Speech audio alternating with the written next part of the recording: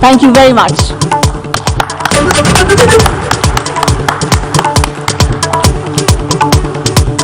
We move on now to our next session of the day. Ladies and gentlemen, we spoke earlier about how India is now the most populous country in the entire world, and half of India is under 25 years of age. Just think about that. It's what we believe is our demographic dividend, but it's also important to ask if our youth is getting the education and the skills to build the Viksit Bharat of 2047. What are the aspirations of young India, and what is their idea of India? Our next session will give us insights into some of these questions. Please very warmly welcome on stage Professor Vijinder Singh Chauhan, Associate Professor, Zakir Hussain Delhi College, University of Delhi. Welcome, sir. Please join us on stage. And I'd also like to invite Neetu Singh, founder, KD Campus and KD Life, author and English teacher. A very warm welcome to you, ma'am. And let's invite on stage ABP Uncut's Anantnath Jha to lead this discussion.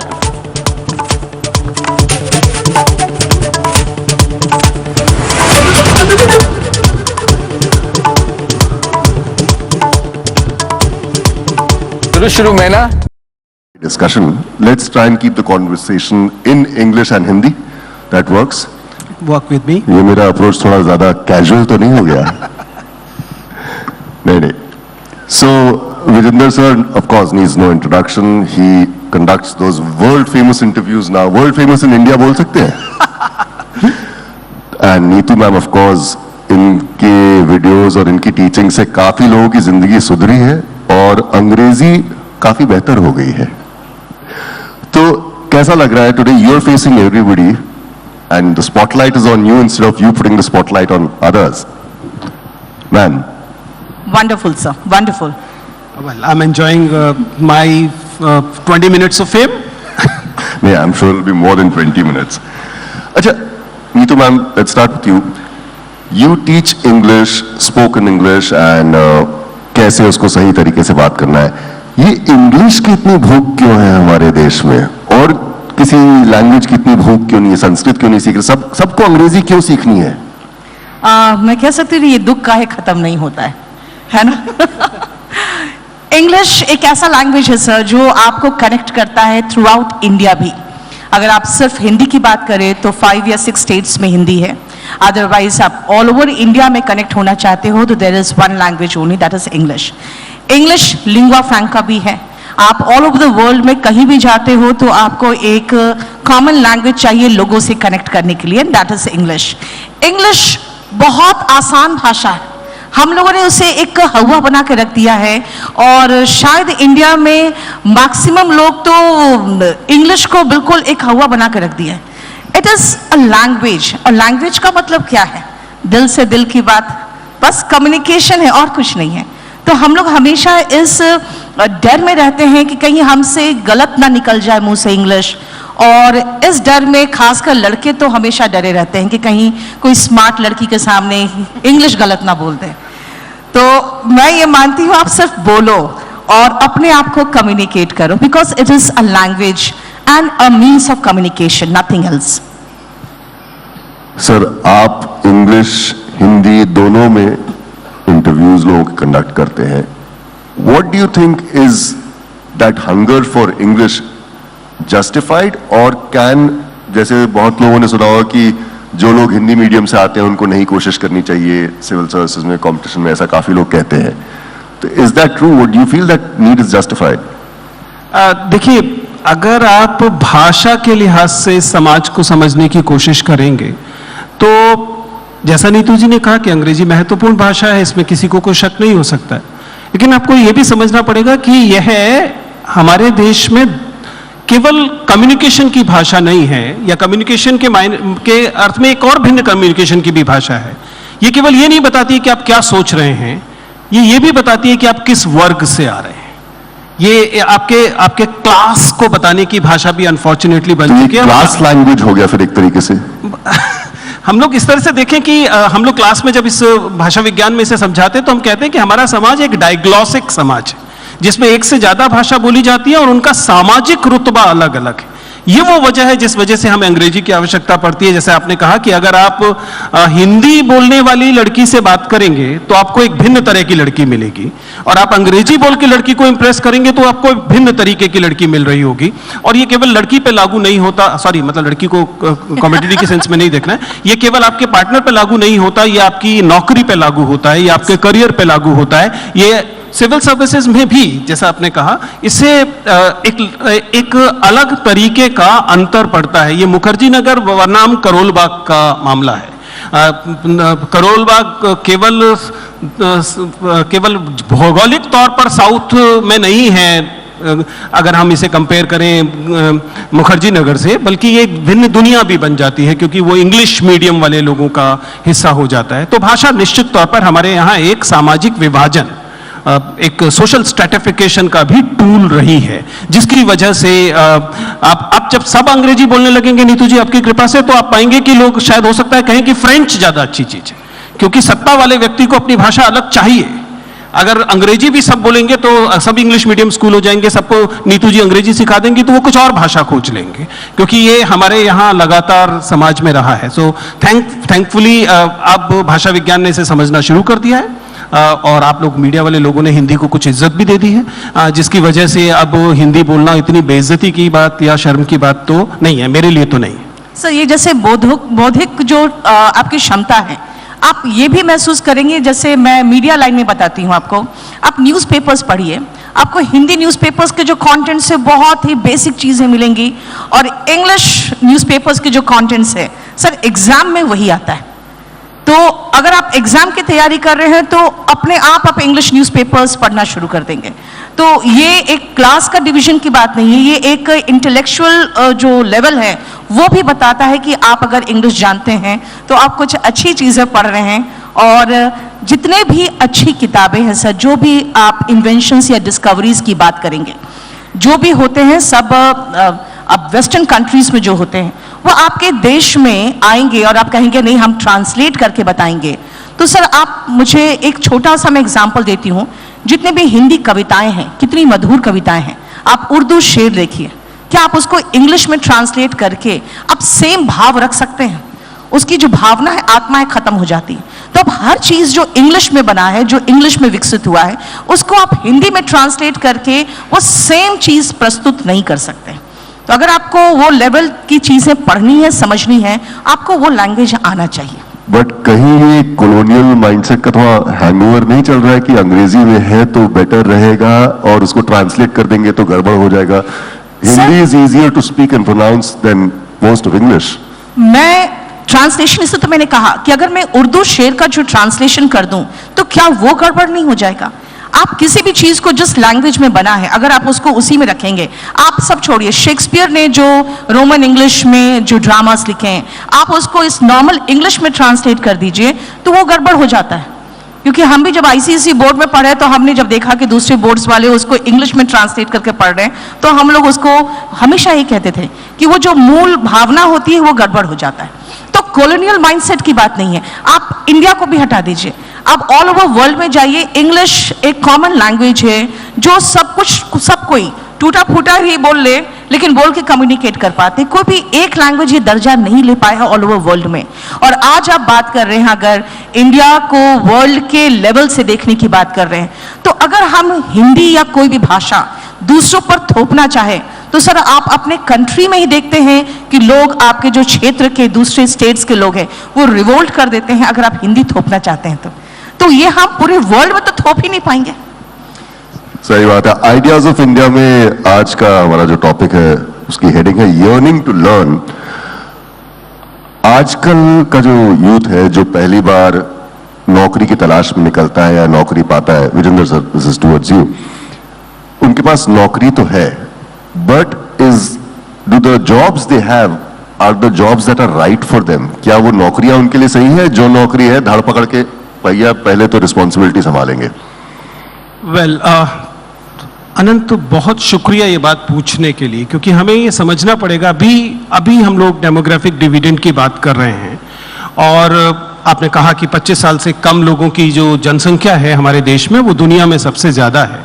हमें समझना पड़ेगा कि 25 साल वाले लोग कभी 50 साल के भी होने वाले हैं, और ये 25 साल के लोग जब 50 साल के लोग होंगे तब 50 साल वालों की जनसंख्या हमारे देश की जनसंख्या दुनिया में सबसे ज्यादा होगी। ना काम कर पाने लोगों वालों की संख्या सबसे ज्यादा होगी। क्या उन्हें सस्टेन करने के लिए हमारी सोसाइटी अभी से तैयारी कर रही है कि नहीं?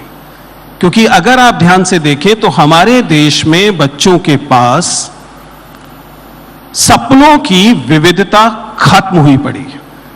मुझे बार बार आईआईटीज और दूसरी एनआईटीज और इंजीनियरिंग इंस्टीट्यूशंस में जाना पड़ता है और जरा पता कीजिए वहां प्लेसमेंट क्या हो रही है। मैकेनिकल इंजीनियरिंग पढ़ रहा है, प्लेसमेंट आईटी में है। सिविल इंजीनियरिंग पढ़ रहा है, प्लेसमेंट आईटी में है।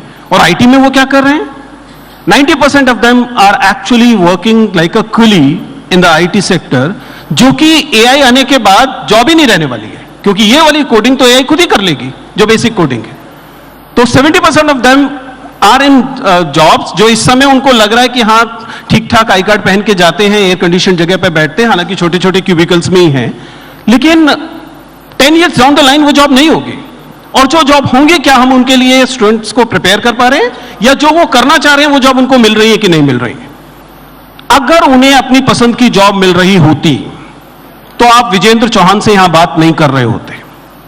आप विजेंद्र चौहान से बात कर रहे हैं क्योंकि सिविल सर्विसेज यूपीएससी नाम की चीज बहुत पॉपुलर हुई पड़ी है। क्यों हुई पड़ी है इस देश में? 800 नौकरी आती है साल भर में। साल भर में केवल 800 नौकरियां आती हैं, 8 लाख लोग अप्लाई क्यों कर रहे हैं?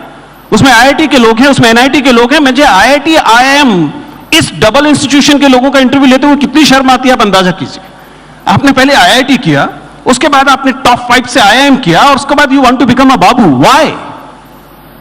इफेक्टिवली इसका मतलब है कि जो नौकरियां उन्हें मिलनी चाहिए, जो नौकरियां वो करना चाहते हैं, कम से कम वो नौकरियां तो नहीं मिल रही। And we are talking about engineers.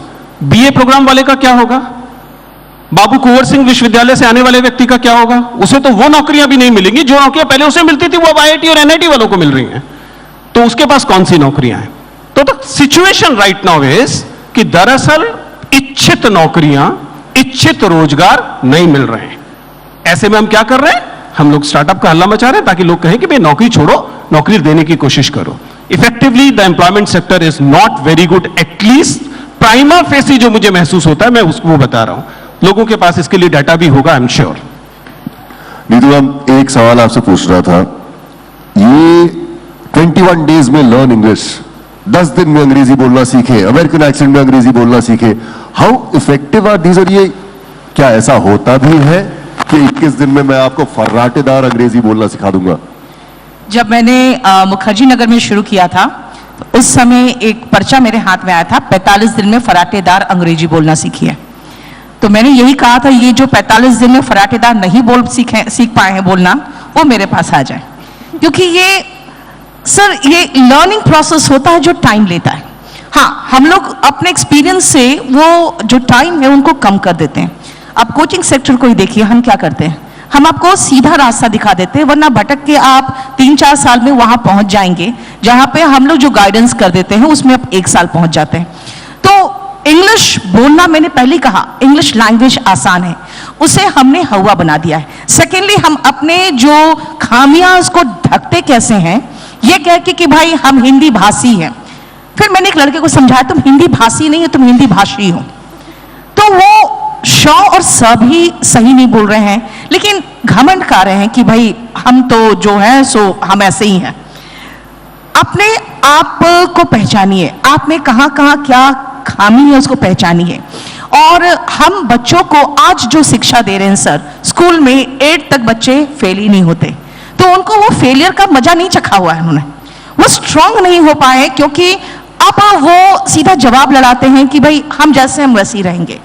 आप समझिए कि आपको क्या जरूरी है इस दुनिया में, और अपनी जो लाइफ है आप तभी खुश रह सकते हैं जिसके लायक है और जो आप चाहते हैं। अगर उस लेवल पे पहुंचते हैं, तब वहां तक पहुंचने के लिए आपको पहले अपने आप में ग्रूमिंग करना पड़ेगा, अपने आप में इंप्रूवमेंट करना पड़ेगा। 21 और 45 दिन में कोई अंग्रेजी बोलना ऐसे नहीं सीख सकता जब तक कि वो हार्ट एंड सोल ना दे और वो प्रॉपर तरीके से गाइडेड ना हो। हाँ, ये जरूर मैं कह सकती हूँ कि 21 दिन में तो बिल्कुल नहीं सीख सकता। सर, एग्जाम्स की बात करते हैं। एग्जाम्स का फॉर्मेट चेंज हो गया है। एक जमाने में जब डिस्क्रिप्टिव चीजें हुआ करती थी, अब ज्यादातर मल्टीपल चॉइस क्वेश्चंस, आप काले करते रहिए अपने गोले और शायद आगे निकल जाए. And what ma'am also said कि हमारे जो स्टूडेंट्स हैं, they don't fail till probably there in class 9 और 10. एग्जाम्स नहीं होते 8वीं तक, उसके बाद एग्जाम्स बेबी स्टेप्स लेके होते हैं. पहली बार वो इंसान फेल करता है जब वो प्रोफेशनल कंपटीशन में घुसता है, पूरे देश के साथ लड़ता है, दुनिया के साथ लड़ता है. What are the changes that need to be done in this examination policy? नई education policy आई है. Do you agree with it? Your views on that? See, अगर आप ये जानने की कोशिश कर रहे हैं कि परीक्षाओं में होने वाले बदलाव किस तरह से असर डाल रहे हैं, तो प्लीज समझिएगा कोई भी बदलाव एकाकी नहीं होता है. वो बदलाव किसी इकोसिस्टम का प्रोडक्ट होता है. आप कैसे भारत का तस्वुर रखते हैं, what is your idea of India, will determine कि आप अपने बच्चों को क्या पढ़ाना चाहेंगे और उनकी किन स्किल्स को जांचना चाहेंगे. If you looking only for the multiple choice questions, आपको 4 दिया, उसमें से एक चुनिए, तो आप, ऐसा नहीं है कि एनालिटिकल स्किल्स को मल्टीपल चॉइस से नहीं जांचा जा सकता, जांचा जा सकता है, लेकिन कम से कम इसका मतलब यह जरूर है कि एम्फेसिस आपका क्रिटिकल थिंकिंग पर से हटकर मार्किंग अप या इंफॉर्मेशन पर ज्यादा चला गया है. आप क्रिटिकल थिंकिंग और डिस्क्रिप्टिव अंडरस्टैंडिंग की बजाय, डेप्थ ऑफ द अंडरस्टैंडिंग की बजाय विड्थ ऑफ द अंडरस्टैंडिंग पर ज्यादा जोर देने लगे हैं. इसका मतलब आपका idea of India 15 years down the line, 20 years down the line ऐसे लोगों का है जिसमें क्रिटिकल थिंकिंग बहुत इंपॉर्टेंट एबिलिटी नहीं होगी. केवल कुछ सूचनाओं को समझ पाना और उनको प्रोसेस कर पाना आपकी प्राइमरी कंडीशन है अपने सिटीजन से, अपने फ्यूचर सिटीजन से. इसलिए आप अपने एग्जामिनेशन पैटर्न को, आप अपनी एजुकेशन पॉलिसी को इस तरीके का बनाना चाहते हैं. मैं ये नहीं कह रहा कि न्यू एजुकेशन पॉलिसी में क्रिटिकल थिंकिंग नहीं है, उसमें शब्द आता है, लेकिन उसमें शब्द आता है. मेथोडोलॉजी में, पेडागोजी में और बाकी जगहों पर मुझे लगता है कि अभी और गुंजाइश है. If you want to have a brighter future India, if our idea of India is to be at par with some great nations, तो फिर मेरे ख्याल से हम लोगों को अपनी एजुकेशन में उस चीज के लिए अभी से स्पेस बनाना पड़ेगा. उसकी गुंजाइश थोड़ी सी और ज्यादा होनी चाहिए. Coming to the immediate part, कि इस समय जो नए तरीके की परीक्षाएं आ गई उनको क्रैक करने के लिए, फिर then obviously you're forced to get into that ecosystem of Kota and Mukherjee Nagar and Karol Bagh, because they know the tips. They'll be able to guide you with certain infographics. They'll be able to give you the faster ways of attempting by cancellations, by things like ruling out the options, and जो बचा है वही होगा. That methods. हमारे यहाँ हिंदी में कहावत होती है कि आप गुड़ खाकर गुलगुलों से परहेज नहीं कर सकते. ठीक है, अगर आपने अपनी ये वाली पॉलिसी चुनी है तो आपको फिर मुखर्जी नगर और करोल बाग के आश्रय में जाना ही पड़ेगा. मैम, आपका आइडिया ऑफ इंडिया और आइडिया ऑफ इंडिया में इंडिया के टीचर्स का क्या आइडिया होना चाहिए, ये जानना चाहूंगा. सर, मैं जिन स्टूडेंट्स के साथ कनेक्टेड रहती हूँ वो 18 से 25 साल के बच्चे होते हैं. यंग, एनर्जेटिक, ब्रिलियंट माइंड, और वो एकदम बबलिंग होते हैं कि कुछ कर दिखाना है. लेकिन मैं आप में सभी पेरेंट्स को कहना चाहती हूं कि अब अपने सपनों का बोझ अपने बच्चों पर मत ला दिए. आपने बेटा पैदा किया है, गधा थोड़ी. Thank you for saying it. मैंने हमेशा समझाया है कि बेटा है, बेटी है, अपने लाइफ में वो कुछ कर लेगा और अच्छा कर लेगा. आपका काम है सिर्फ उसको एजुकेशन देना, अच्छे अपॉर्चुनिटीज देना. अगर आप उसे अच्छा जगह भेज सकते हैं पढ़ने के लिए, भेजिए, वो कर लेगा और बहुत अच्छा कर लेता है. हमारे समाज में सर वैल्यूज है. अभी भी यंग जनरेशन के साथ में रहती हूं, उनमें भी वैल्यूज है. अधिकतर बच्चे तो सिर्फ अपने माँ बाप के सपने पूरा करने के लिए ही दिन रात जागते हैं. मुखर्जी नगर हो या करोल बाग हो, वहां के जो सिचुएशन है, बच्चे गर्मी में भी उनके पास एसी के घर से आए होते हैं, वहां पे उनके पास एक कूलर नहीं होता है. वो किस हालात में पढ़ते हैं वो हम जानते हैं. अपॉर्चुनिटीज जॉब्स के कम होते जा रहे हैं. जैसे सर ने कहा, मैं बिल्कुल सहमत हूं. सर, हमारे समय में भी उतने ही IIMs थे जो आज मुझे दिख रहे हैं. जनसंख्या बहुत बढ़ गई है. नौकरियों की संख्या जो हमने 2012 में देखा उससे कम है आज 2022 में. तो जो जनसंख्या वो कहाँ जाएंगे? अब आप स्टार्टअप की जैसे हम बात करते हैं तो सर हम लोग बहुत मिडिल क्लास फैमिली से हैं और बच्चे जो आते हैं वो लोअर मिडिल क्लास फैमिली से आते हैं। उनके पास सिर्फ एक ही तरीका होता है कि एक गवर्नमेंट जॉब मिल जाए तो पूरा परिवार का ही उनका, मतलब बहनों की भी शादी हो जाती है अगर भाई की नौकरी होती है तो हम समझ सकते हैं ये इंपॉर्टेंस क्या है। तो सबसे पहले बच्चों को भेजिए पढ़ने, उन्हें कहिए अच्छा से करना, बहुत अच्छा करना, और अगर कुछ नहीं कर पाए तो हम है ना, हम दोनों मिलकर कुछ कर लेंगे। बच्चे प्रेशियस होते हैं हमारे लिए, उन पर अपने सपनों का बोझ उतना ना डालें कि वो टूट जाए। हाँ, ये जरूर मैं कह दूं, मैं विश्वास दिला दूं, पिछले करीबन 10-12 साल से तो मैं सिर्फ यंग बच्चों को ही पढ़ा रही हूँ। पहले यूपीएससी के बच्चों को भी पढ़ाती थी कंपल्सरी इंग्लिश। आजकल मेरे पास वही 18 से 25 साल के बच्चे आते हैं। 2006 से मैं मुखर्जी नगर में हूँ।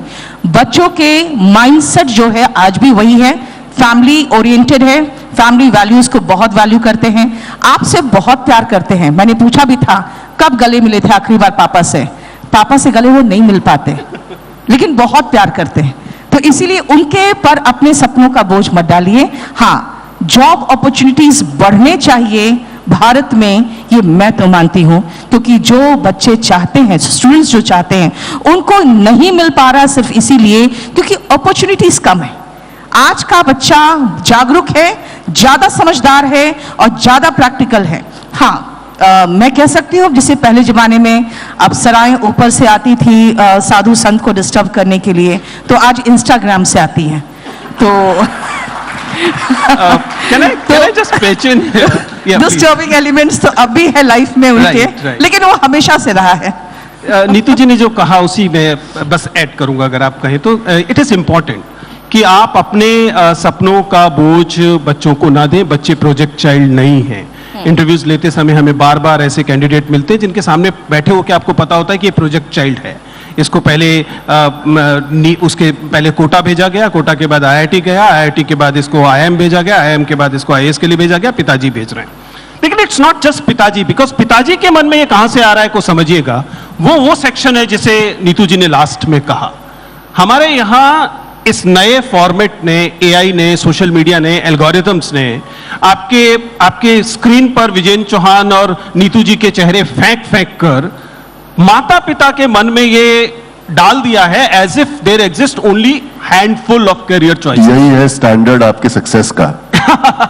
आप इसे कह सकते हैं। I mean I am adding it casually, please understand कि अगर आप उसे ध्यान से देखेंगे तो आपको समझ में आएगा कि हमारी तस्वीरें दिखाकर नीतू जी उन लोगों को यकीन दिलाया गया कि सरकारी नौकरी या आईएएस बनना या किसी और इस तरह की नौकरियों में जाना ही हैंडफुल ऑफ करियर्स है सर। और इससे वो डाइवर्सिटी ऑफ ड्रीम्स जो होनी चाहिए थी वो माँ बाप के मन में गायब हुई और उसका ट्रिकल डाउन हो रहा है कि बच्चों के मन सर में। माफ करिएगा, हम लोग तो अच्छे चेहरे, अब कच्चा बादाम देखने से अच्छा तो हमें दिखा दे इंस्टाग्राम। अपने आप को कहना थोड़ा आसान होता है इसलिए मैंने अपना कहा, पर कुल मिला के तमाम चीजें आप एलवीएस यादव दिखाएं या दूसरे बाकी अफसर आए। नहीं, ये जो आपका प्रोजेक्ट चाइल्ड वाला कॉन्सेप्ट है ना, ये मेरे ख्याल से हमें हटाना है ही है। Of course we can try and through programs like ideas of India में भी बाकी माँ बाप जिनकी समझ में आए प्लीज इंप्लीमेंट करिएगा। एआई के बारे में विजेंद्र जी आपने बात किया। अब ये एआई जो है, मीम्स, एल्गोरिथम्स, यूट्यूब पे आप क्या देखते हैं, इंस्टाग्राम पे आपकी फीड में क्या आ रहा है, तो ये बच्चों का करियर पाथ सेट कर रहा है या माँ बाप या कौन? Don't you think it's AI with setting the standards for everybody? This is what my biggest worry right now is. आप इस बात को समझिए कि आप क्या चाहते हैं ये तय करने की सत्ता आपके हाथ से छीन ली गई है। आप दरअसल आपके पास लगातार उस तरह के शॉर्ट्स और वीडियोस आ रहे हैं और इससे एक तो आपकी अटेंशन स्पैन खत्म हो रहा है और उसके वजह से आप, और क्यों आ रहे हैं, क्योंकि जैसे ही आपने विजेंद्र चौहान का चेहरा 3 सेकंड देखा उसके बाद उस एआई को समझ में आ गया कि इसको दूसरी रील विजेंद्र चौहान की दिखाई जा सकती है and it goes on a cyclic mode और फाइनली क्या होता है, it results in something called persuasive technology. You start believing that the dream being served to you is basically your dream. It is happening with individuals, unfortunately it is happening with collectives, it is happening with the society as well. Now our society have started collectively believing in certain kind of dreams or certain kind of individuals or certain kinds of thought, at the end of the day, we are accepting what is being served to us by algorithms as our own free choice, which is not our free choice. And it is affecting not just the career choices, it is affecting our choices of food, it is affecting our social choices, choices of partners and relationship, and it is affecting our political choices as well. And it is dangerous. Beware of the illusion of choice. काफी एकदम ज्यादा आप तो This mode में आ is गए थे। something very close to my heart. I want everybody to understand that it is really important that we cannot let few algorithms decide what should be future of the nation. Neetu ma'am, uncut का एक YouTube channel है, उस पर एक question आया है, मैं सोच रहा हूँ आपसे पूछ लूं। सबसे वाहियात इलॉजिकल रीजन अंग्रेजी सीखने का किसी ने आज तक आपको क्या बताया है? सबसे इलॉजिकल जो रीजन मिला है मुझे, एक महिला शादी के बाद शुरू में जब मैं पढ़ाना शुरू किया था, वो मेरे पास इंग्लिश सीखने आई। तो मैंने ऐसे ही पूछा कि आप कोई एग्जाम दे रहे हो या क्यों सीखने आए? उसका कहना था कि जब मैं मॉडर्न ड्रेस पहन के किटी पार्टी में जाती हूँ तो जो भी मेरे से बात करने आती है वो इंग्लिश में बात करने आती है और मैं इंग्लिश नहीं बोल पाती। एक और लड़का ने मुझे एक रीजन दिया था कि मैं अपने गर्लफ्रेंड को, मतलब मेरी जो फ्रेंड है उसको मैं प्रपोज करना चाहता हूं इंग्लिश में, तो मुझे कुछ ऐसे सेंटेंसेस आप बताएं जो इंग्लिश में मैं प्रपोज कर सकूं। तो मैंने कहा फिर उसके बाद वो जवाब इंग्लिश में दे दी, फिर तुम क्या बोलोगे? क्योंकि वो जवाब क्या देगी मुझे तो नहीं पता है, वो मेरी स्टूडेंट तो नहीं है, तो इसीलिए इंग्लिश प्रॉपर तरीके से सीखो। These are certain illogical reasons. मैं मानती हूं सर, आप जेन्युइन कारण से, एग्जाम की भी तैयारी में हमेशा बच्चों को कहती हूँ कि पवित्र मन से करो। जो तुम लोग आते हो कहते हो कि मैम पैसा है, तो भाई पैसा चाहिए तो स्टार्टअप शुरू करो, हो सकता है घर के कपड़े भी बिक जाएंगे, तुम्हारे बर्तन भी बिक जाएंगे, तो इतना रिस्क लेके आओ। अगर आप नौकरी के लिए आ रहे हो तो आप अपने फैमिली को एक लाइफ देना चाह रहे हो जिसमें कोई टेंशन नहीं है, और आप लोग एक क्लास को बिलोंग कर रहे हो जो बहुत ही लोअर मिडिल क्लास है, तो आप एक अच्छे लेवल जीना चाहते हो, इसीलिए आना चाह रहे हो। आप पैसे के लिए आना चाहोगे तो शायद भगवान आपकी इच्छा पूरी ना करें, क्योंकि साफ नीयत से आओ। इंग्लिश भी मैं यही कहूंगी कि अगर आप सीखना चाहते हो तो अपने जो भावना है व्यक्त करने के लिए, वो भावना व्यक्त करना है तो आप इंग्लिश सीखिए, क्योंकि आप ऐसी जगह पे काम करने जा रहे हो जहां पे अधिकतर लोग इंग्लिश में बात करेंगे। और मैं मानती हूँ सब प्राइवेट जॉब में तो ये बिल्कुल एकदम कंपल्सरी है कि आपको इंग्लिश आनी चाहिए। सबसे ज्यादा गड़बड़ियां कौन से अंग्रेजी शब्दों में होती है? सॉरी, सबसे ज्यादा गड़बड़ियां, फॉल्ट्स कौन से इंग्लिश वर्ड्स में कॉमनली आपको मिलती है जो लोग यूज करते हैं, जो इमीडिएटली पकड़ती है आप? मतलब नहीं समझ में आया sir. As in most common mistakes. नहीं, बच्चों को कोई शब्द ऐसा सच परेशान नहीं करता सर। कोई पर्टिकुलर शब्द की बात नहीं करूंगी, बस एक सामने आके कोई लड़की इंग्लिश में बात कर ले तो उनके आवाज अटक जाती है। अब ये मैं नहीं कह सकती हूँ कि हाँ कोई एक शब्द उनको परेशान करता है, but still a beautiful girl standing in front of them and talking in English. Anand ji, can I just pitch in here? I mean, it is just an I was looking for opportunity to appreciate Neetu ji here. Since she's talking about girls and all lagatar, we were having last session where scientists, women scientists were here, and we were all applauding women doing so good in space sciences.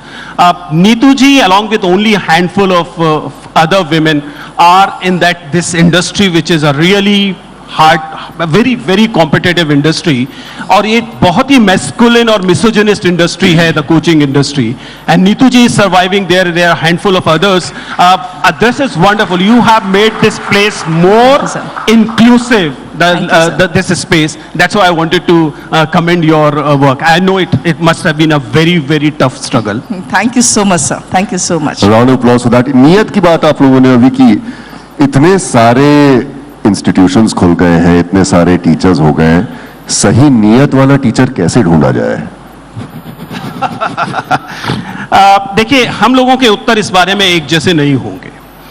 मैं एक university का teacher हूं। I'm on the fringe of that industry. I've been taking those interviews for last 20 years, so I know a little bit about that industry. But to me, a good teacher is a teacher which empower you to think clearly and critically. This is what my understanding is. But unfortunately, the industry, जिसकी हम बात कर रहे हैं, the coaching industry, the mentoring industry, वहां पर cracking the examination is the criteria. And the examination nature, as you said, is already changed. It's not valuing critical thinking to the extent it should.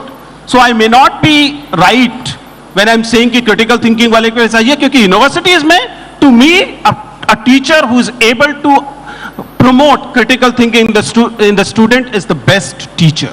But then it may not apply to your industry, ma'am. In my industry sir मैं कह सकती हूँ कि teachers जो अच्छा नहीं पढ़ा रहे हैं या जो कंपटीशन दे नहीं सकते, क्योंकि कट थ्रोट कंपटीशन सिर्फ बच्चों के बीच में नहीं है, इंस्टीट्यूट्स के बीच में भी है। तो आपको best of the best quality देना पड़ेगा और तभी आप सस्टेन कर सकते हो। इसीलिए अगर आप मुखर्जी नगर या करोल बाग जाएं, आप इस साल कुछ इंस्टीट्यूट्स को देखेंगे, 2 साल बाद नहीं देखेंगे। तो ऐसा होता है। तो वहाँ पे सर्वाइवल ऑफ द फिटेस्ट है। बच्चे जब आते हैं बाहर से तो वो 4 लोगों को पूछ के आते हैं और वहाँ भी आके 4 लोगों को पूछते हैं, तो खुद समझदार होते हैं। और दूसरी बात, इतने आज अवेयर है बच्चे because of internet and all, कि वो सही इंस्टीट्यूट और सही टीचर की पहचान करके खुद ही सही जगह पहुंच जाते हैं sir. Well, on that note, Ideas of India में yearning to learn में मैंने तो काफी कुछ सीखा। उम्मीद कर रहा हूँ कि आप सब ने कुछ न कुछ तो सीखा ही होगा। Thank you so much to both the Thank you. lovely Thank you so teachers much. Thank out you very there. much. Thank you, ma'am. Thank you sir, thank you. What an absolutely brilliant conversation this has been, and I think certainly there are many takeaways, whether you're a young Indian still studying or parents. और बहुत ही अच्छी बात आपने कही कि अपने बच्चों को अपना passion project मत बनाइए. I think that's a big learning from this session. Ladies and gentlemen, a huge round of applause for these educators, Professor Vijinder Singh Chauhan and Neetu Singh. I'd like to invite on stage Rajesh Agrahari, founder and MD Agrahari Masala Udyog, and Prashant Chakravarti, CFO ABP Network, to kindly join us on stage so that we can present our guests with a token of our gratitude. If Mr. Agrahari is here, we request him to join us as well. Please join us, sir.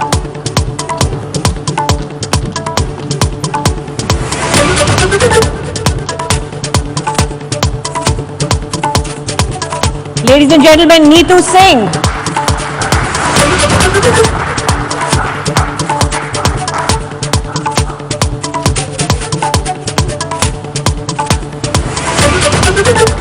Thank you once again, Professor Chauhan.